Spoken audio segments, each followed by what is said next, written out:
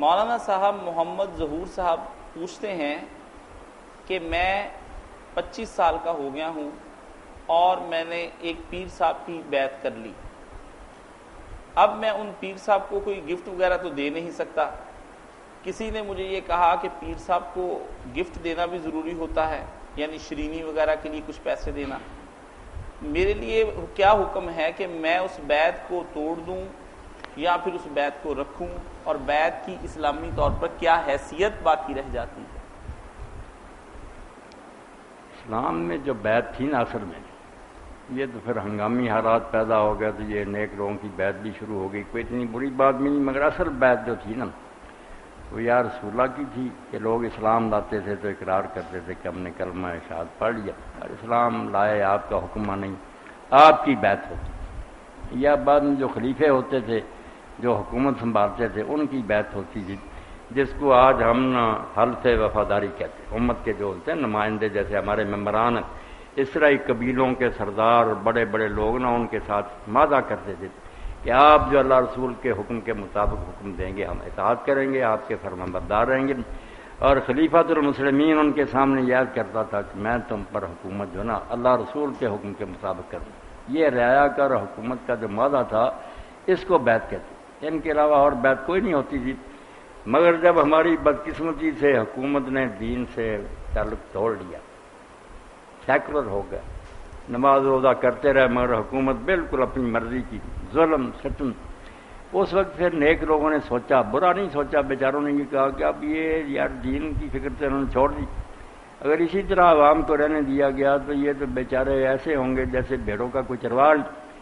جگہ جگہ انہوں نے تربیت گاہیں بنا لی، جن کو خانقاہیں کہتے ہیں نا. خان کا فارسی کا لفظ خان بزرگ، اصل میں گاہ تھا، خان گاہ، بزرگ آدمی کی جگہ. عربی میں گاف نہیں ہوتا، خانقاہ ہو گیا. تو بنا لی تربیت کا.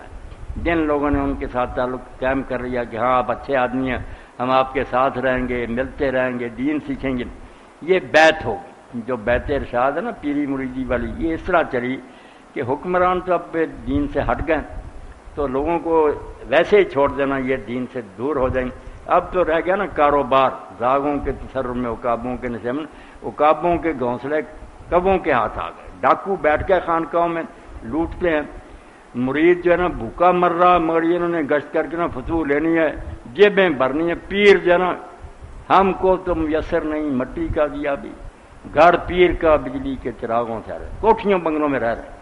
غریب بیچارہ مزدوری کرتا، اس سے بھی 10 روپے لے لے گا.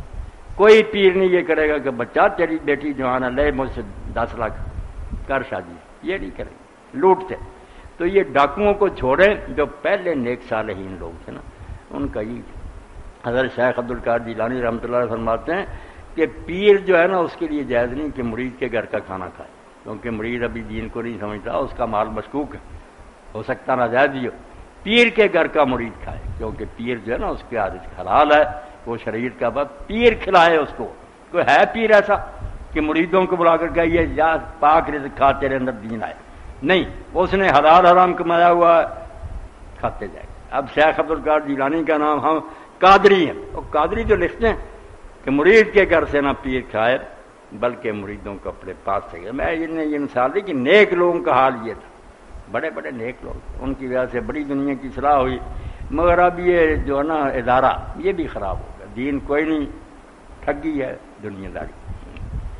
تو بیعت توڑنے کی ضرورت نہیں. اگر وہ نیک آدمی ہیں جن کو آپ نے پیر مانا، بسم اللہ ان سے ملتے رہیں، خط و کتابت کرتے رہیں، کچھ اچھی باتیں سیکھتے رہیں اگر وہ سکھاتے ہیں.